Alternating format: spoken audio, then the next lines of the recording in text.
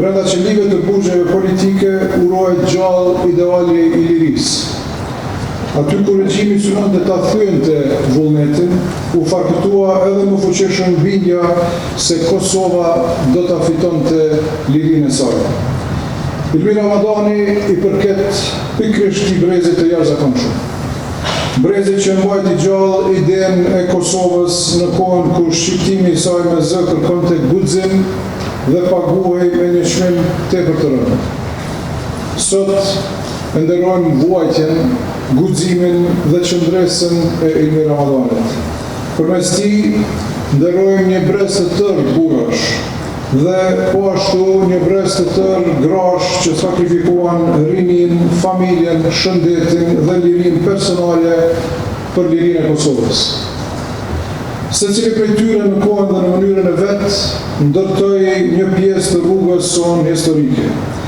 Nga rezistenca politike dhe intelektuale, të sakrifica e të burgosurve politik, lufta e ushtrisë qeverimtare të Kosovës dhe gjaku i dëshmorëve. Prej kur kam qenë fëmijë në shkollë fillore, më e marrë në raste, kur ka këshilluar më ka ndihmu për ndonjë problem që më atëherë më zhduk shumë i rëndë, por tash më duket edhe çështja. Për mua ka qenë një ndër veprimtarët më të shquar që i kam njohur personalisht, e për Kosovën një prej veprimtarëve më të devotshëm e një rrethësh më të heshtur. E falenderoj se atë më novosjellën për librin që na dha dhe gjërat që ai i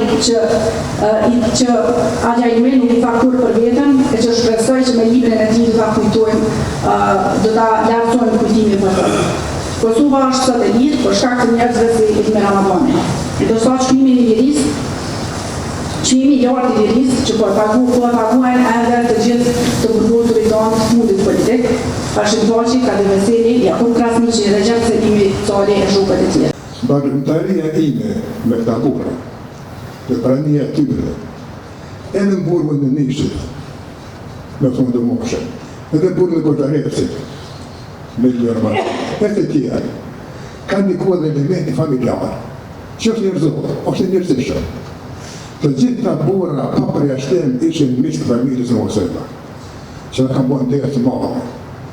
S'pëtën për të gjatë se ka këtu burra shumë më thorë se në Osema. Po me që të dhe, në të punë tonë, 54 deri, kur shliru Kosova, jemi mundu të bëjmë t'i shta. Për t'ja njohur këto virtyte njerëzore të burri të madh të kombit tonë, është dashur të jesh afër tij dhe me ta.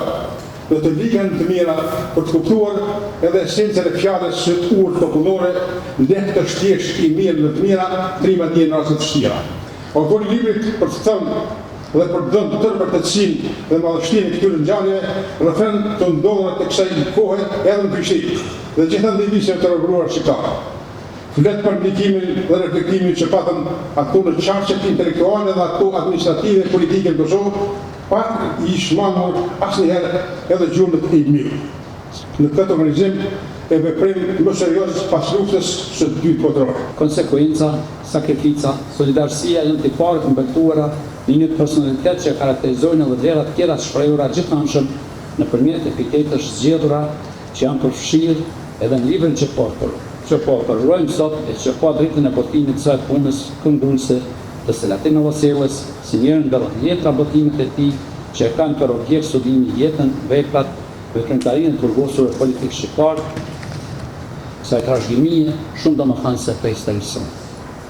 Struktura e librit Ilmi Ramadani, veprimtari qendrështar, është imponuar nga synimi i autorit që të ofrojë një pamje sa më të plotë portretit të subjektit që i dedikohet.